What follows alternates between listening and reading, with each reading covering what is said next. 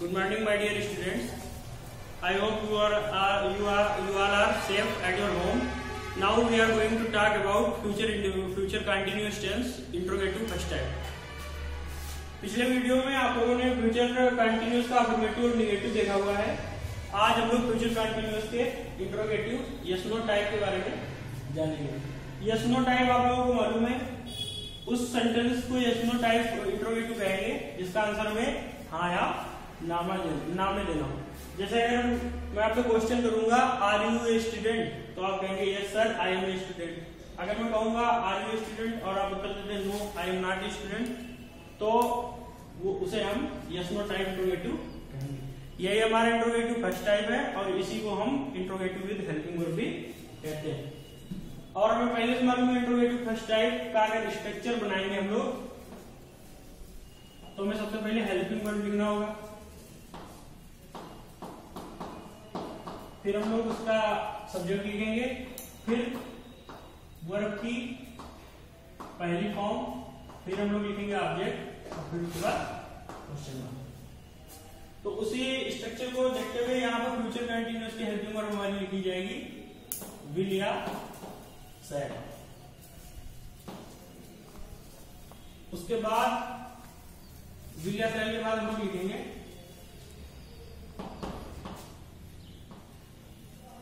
वहां पर हमने सब्जेक्ट लिखा है तो यहाँ पर भी सब्जेक्ट, और इसकी हेल्पिंग वर्ब होती है विल बी शैल बी, यहाँ पर हम लोग बी को तीसरे नंबर पर लिखेंगे। फिर उसके बाद वर्ब की फर्स्ट फॉर्म और उसमें आईएनजी। आप लोगों को मालूम है इसको हम लोग क्या कहते हैं, वर्ब की फोर्थ फॉर्म। और इसके बाद हम लोगों को लिखना होगा हमारा ऑब्जेक्ट, और उसके बाद हम लोग लिखेंगे अदर वर्ड्स, फिर लिखेंगे हम लोग क्वेश्चन मार्क। इस स्ट्रक्चर से आप ट्रांसलेशन तो कर लेंगे, लेकिन मैंने पहले बताया है आपको समझना है, याद नहीं करना। टेंस पहचानेंगे, उसके बाद में उस टेंस की हेल्पिंग वर्ब मालूम हो और उसके साथ में वर्ब की कौन सी फॉर्म लगाएंगे ये पता हो, हमारा ट्रांसलेशन बहुत ही आराम से हो जाएगा। इसका एग्जाम्पल देखिए,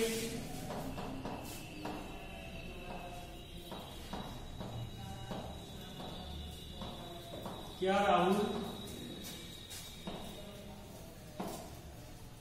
कल मुझे अपनी पुस्तक दे रहा होगा।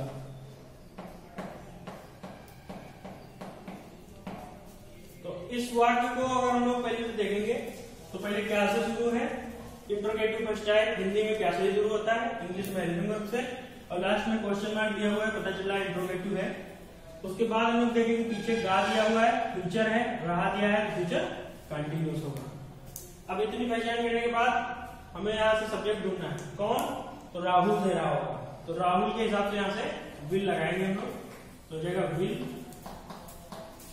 राहुल। उसके बाद बी, फिर क्या कर रहा होगा, दे रहा होगा, देना की होती है यू में लगाएंगे हम लोग आई, तो हो जाएगा विल राहुल बी गिविंग। और किसको दे रहा होगा, तो मुझे दे रहा होगा, एक ऑब्जेक्ट ये हो गया हमारा। कौन सी चीज दे रहा होगा, दूसरा ऑब्जेक्ट हो जाएगा हिज बुक। राहुल के लिए ही यूज करेंगे और ही के साथ अपना के लिए हमें हिज लगाना होता है, तो हो जाएगा his book. Will Rahul be giving me his book. और कब दे रहा होगा, कल दे रहा होगा। फ्यूचर में हम लोग कल की हमेशा टुमारो लिखेंगे, तो हो जाएगा यहाँ पर tomorrow.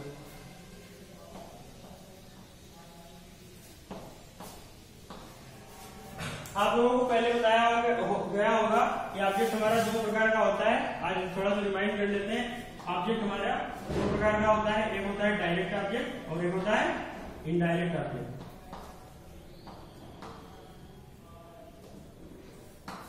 Indirect object living thing होती है और direct object non living thing होती है।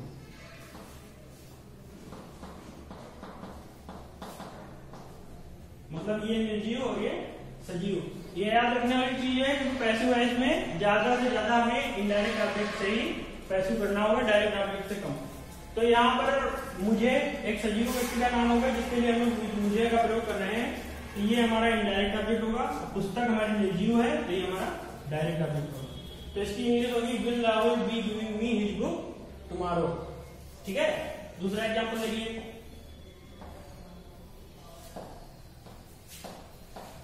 क्या तुम कल उस लड़के को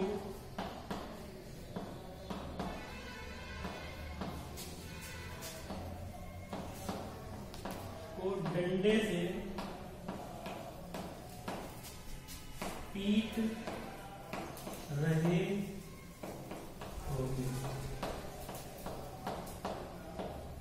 क्या तुम उस लड़के को कल डंडे से पीट रहे होगे? तो फिर से पहचान बनाइए, गा दिया हुआ है तो फ्यूचर टेंस होगा, रहा दिया हुआ है तो कंटिन्यूस होगा, फ्यूचर कंटिन्यूस हुआ। कौन पीट रहा होगा? तुम पीट रहे होगे, तो हमारा सब्जेक्ट हो जाएगा तुम। क्या कर रहे होगे? पीट रहे होगे, ये हमारी हो जाएगी वर्ब। किसको पीट रहे होगे?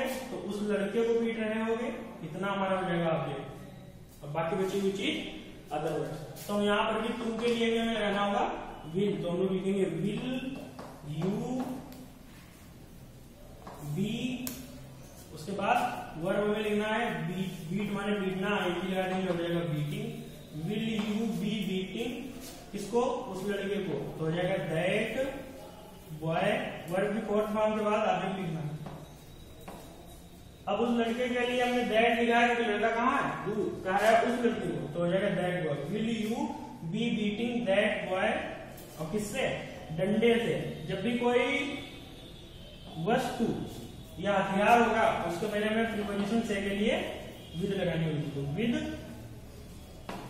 बाई नहीं होगा यहाँ पर, विद होगा। विद डंडे की क्या लिखेंगे? Stick, STICK, with stick. और कब पीट रहे होगे?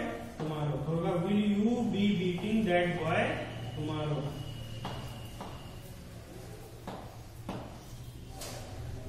लिखेंगे will you be beating that boy with stick tomorrow. तो ये हमारा इंट्रोगेटिव फर्स्ट टाइप हुआ। इसके बाद सेकंड टाइप देखिए।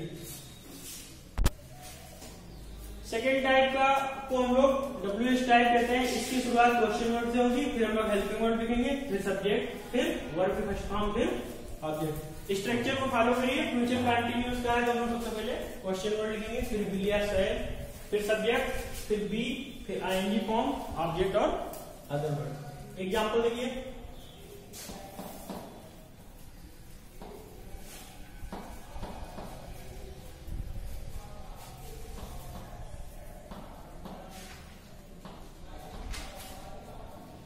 मैं तुम्हें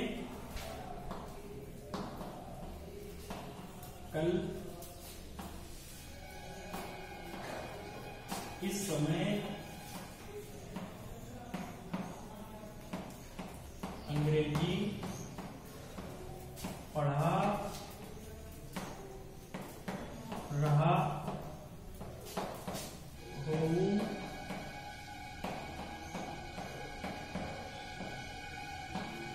तो जिस प्रकार से हमने उदाहरण लिखा हुआ है, देखिए क्या लिखा है, मैं तुम्हें कल इस समय अंग्रेजी पढ़ा रहा हूँ। लेकिन यहाँ पर हमें कौन सा वर्ड शामिल करना है? Interrogative word. तो हम लिखेंगे मैं तुम्हें कल, यहाँ लिखेंगे कब पढ़ा रहा हूँ, मैं तुम्हें कल कब अंग्रेजी पढ़ा रहा होगा। तो लास्ट में क्या दिया हुआ है? उसके पहले रहा, तो हमारा फ्यूचर कंटिन्यूअस बनेगा। इंट्रोगेटिव वर्ड हिंदी वाक्य के बीच में आएगा तो हमें सेकंड टाइप की पहचान प्राप्त हो जाएगी हिंदी में। और जब हम इंग्लिश करेंगे तो सबसे पहले क्वेश्चन वर्ड भी लिखेंगे, यहाँ पर जैसे लिखा हुआ क्वेश्चन वर्ड, तो कब की इंग्लिश हो जाएगी हमारी? व्हेन। और मैं कौन यहाँ पर सब्जेक्ट, कौन पढ़ा रहा होगा? तो सब्जेक्ट हमारा निकलेगा मैं के साथ लगाएंगे हम लोग सैड, तो होगा व्हेन सैड।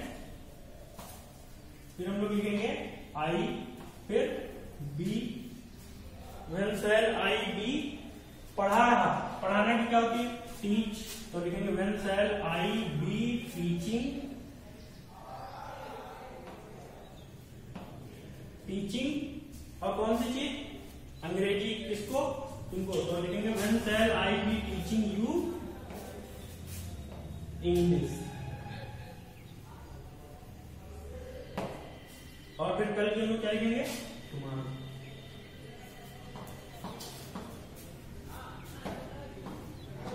तो अब यहाँ पर भी हम देख रहे हैं कि हमारे ऑब्जेक्ट कितने हैं? यू एक है और एक इंग्लिश। कौन सी चीज पढ़ाएगा? इंग्लिश। किसको पढ़ाएगा? तुमको। तो यहाँ पर इनडायरेक्ट ऑब्जेक्ट ये होगा और डायरेक्ट ऑब्जेक्ट ये होगा। अगला उदाहरण देखिए,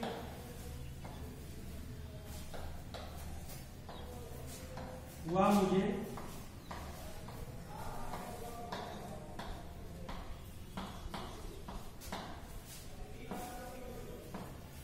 क्यों पीट रही होगी।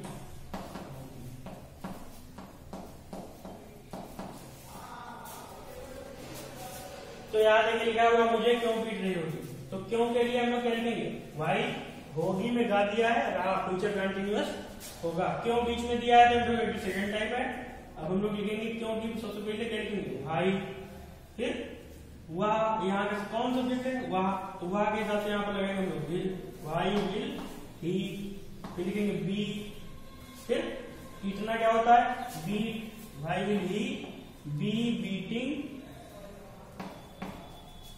और मुझे की me, why will he be beating me. बस इसकी इंग्लिश हम लोग इतनी ही लिखेंगे, why will he be beating me. Future continuous में हम लोग आखिरी में हु का यूज जानेंगे। इसी के साथ हुम का भी प्रयोग होता है, तो वहां पर हुम आगे हो जाएगा, लेकिन हु का प्रयोग आपको बेसिकली एक्टिव पर्सन में बहुत पढ़ने को मिलेगा, इसलिए हु यहाँ पर आपको जानना बेहद जरूरी है। तो हु के साथ हम हमेशा विल ही लगाएंगे, क्योंकि आई और वी के साथ ही हमें सेल लगाना होता है, बाकी सबके साथ विल। तो यहाँ पर हु हमेशा विल को फॉलो करेगा, फिर बी। जिस प्रकार से आप अफर्मेटिव में सब्जेक्ट पहले रखते हैं, तो यहाँ का सब्जेक्ट भी हु है और इंट्रोगेटिव वर्ड भी हु है। तो ये कोई अलग का प्रयोग नहीं, इंट्रोगेटिव सेकंड टाइप के अंतर्गत ही आएगा। एग्जाम्पल इसका देखिए,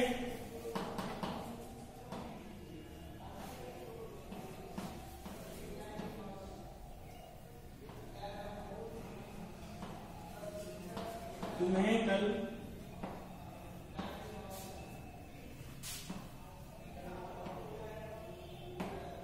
यहाँ कौन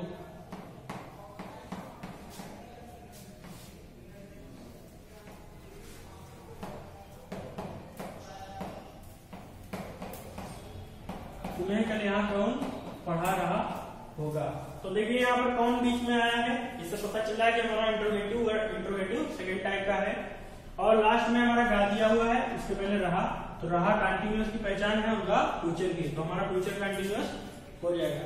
और यहाँ देखिए किसको पढ़ा रहा होगा, तो तुम्हें, यहाँ तुम्हें सब्जेक्ट नहीं है, क्योंकि किसको का आंसर आने पर ऑब्जेक्ट होता है। ऑब्जेक्ट हम दो ही चीजों से ढूंढते हैं, कौन सी चीज से और किसको लगाकर।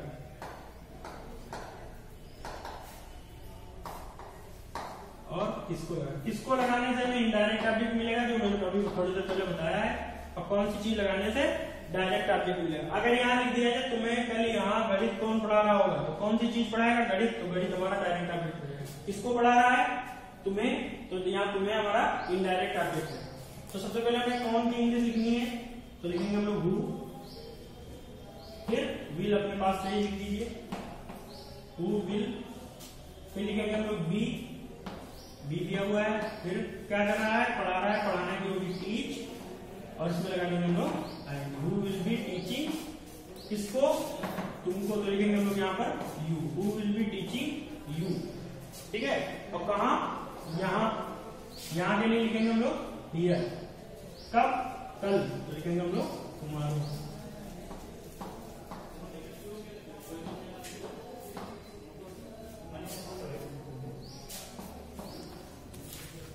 दूसरा एग्जाम्पल,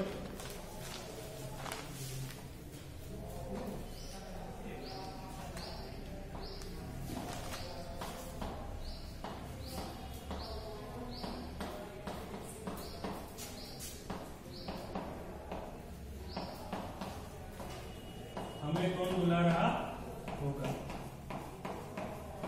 यहाँ पर भी हम सबसे पहले क्या लिखेंगे? कौन, तो हो जाएगा हमारा हु, फिर विल, फिर लिखेंगे हम लोग बी, बुलाने की हो जाएगी काल, आईडी लगा देंगे काली, हु विल बी कालिंग, किसको? तुमको, तो हो जाएगा यू।